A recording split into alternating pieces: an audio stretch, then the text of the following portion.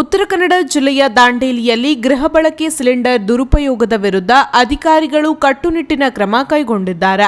ಗುರುವಾರ ಸಂಜೆ 5 ಗಂಟೆ ಸುಮಾರಿಗೆ ದಂಡಾಧಿಕಾರಿ ಹಾಗೂ ಆಹಾರ ನಿರೀಕ್ಷಕರ ನೇತೃತ್ವದಲ್ಲಿ ನಗರದ ವಿವಿಧ ಭಾಗಗಳಲ್ಲಿ ದಾಳಿ ನಡೆಸಲಾಗಿದೆ.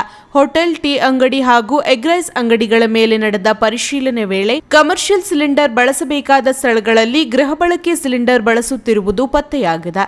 ಈ ಹಿನ್ನೆಲೆಯಲ್ಲಿ ಒಟ್ಟು 5 ಸಿಲಿಂಡರ್ಗಳನ್ನು ಅಧಿಕಾರಿಗಳು ವಶಕ್ಕೆ ಪಡೆದುಕೊಂಡಿದ್ದಾರೆ. ಈ ಕುರಿತು ತಹಶೀಲ್ದಾರ್ ಶೈಲೇಶ್ ಪ್ರಮಾಣನ್ ಮಾತನಾಡಿ, ನಗರದಲ್ಲಿ ಇಂತಹ ದಾಳಿಗಳು ಮುಂದುವರಿಯಲಿದೆ ಎಂದು ತಿಳಿಸಿದ್ದಾರೆ. ಆಹಾರ ನಿರೀಕ್ಷಕ ಗೋಪಿ ಚವ್ಹಾಣ್ ಅವರು ಕಮರ್ಷಿಯಲ್ ಸಿಲಿಂಡರ್ ಕೊರತೆ ತಾತ್ಕಾಲಿಕವಾಗಿದ್ದು, ಯಾವುದೇ ಕಾರಣಕ್ಕೂ ಹೋಟೆಲ್ ಮಾಲೀಕರು ಡೊಮೆಸ್ಟಿಕ್ ಸಿಲಿಂಡರ್ ಬಳಸಬಾರದು ಎಂದು ಎಚ್ಚರಿಕೆ ನೀಡಿದ್ದಾರೆ.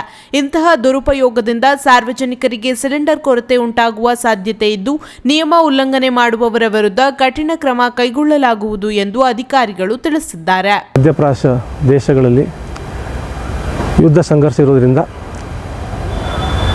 ಭಾರತ ದೇಶಕ್ಕೆ ವಾಣಿಜ್ಯ ಸಿಲಿಂಡರ್ಗಳ ಕೊರತೆ ಇರುವುದರಿಂದ ನಾವು ಈಗಾಗಲೇ ನಗರ ವ್ಯಾಪ್ತಿಯಲ್ಲಿ ಗೃಹ ಬಳಕೆಯ ಸಿಲಿಂಡರ್ಗಳನ್ನು ವಾಣಿಜ್ಯ ಉದ್ದೇಶಕ್ಕಾಗಿ ಬಳಸಬಾರ್ದು ಅಂತೇಳಿ ನಾವು ಈಗಾಗಲೇ ಎಚ್ಚರಿಕೆಯನ್ನು ಕೊಟ್ಟಿದ್ದೇವೆ. ಆ ಒಂದು ನಮ್ಮ ಮೇಲಾಧಿಕಾರಿಗಳ ನಿರ್ದೇಶನದಂತೆ ಇಂದು ನಾವು ಆಕಸ್ಮಿಕವಾಗಿ ಹೋಟೆಲು, ಎಗ್ ರೈಸ್ ಅಂಗಡಿ, ಬಾರ್ ಆ್ಯಂಡ್ ರೆಸ್ಟೋರೆಂಟ್ ಹಾಗೆ ವಿವಿಧ ಸ್ಥಳಗಳಲ್ಲಿ ಭೇಟಿ ನೀಡಿದ್ದೇವೆ.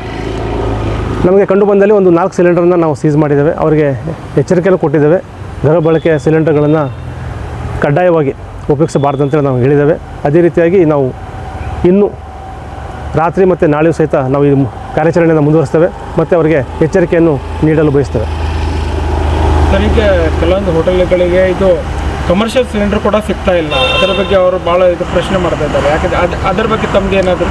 ಈಗ ವಾಣಿಜ್ಯ ಸಿಲಿಂಡರ್ಗಳು ಏನಾಗಿದೆ, ನಮಗೆ ಮುಖ್ಯವಾಗಿ ಆಸ್ಪತ್ರೆಗಳಲ್ಲಿ, ಶಾಲೆಗಳಲ್ಲಿ, ಮದರ್ಸಾ ಹಾಗೂ ಅಂಗನವಾಡಿ ಕೇಂದ್ರ ಮತ್ತು ಹಾಸ್ಟೆಲ್ಗಳಲ್ಲಿ ನಾವು ಆದ್ಯತೆ ಮೇರೆಗೆ ಕೊಡ್ತಾ ಇದ್ದೇವೆ.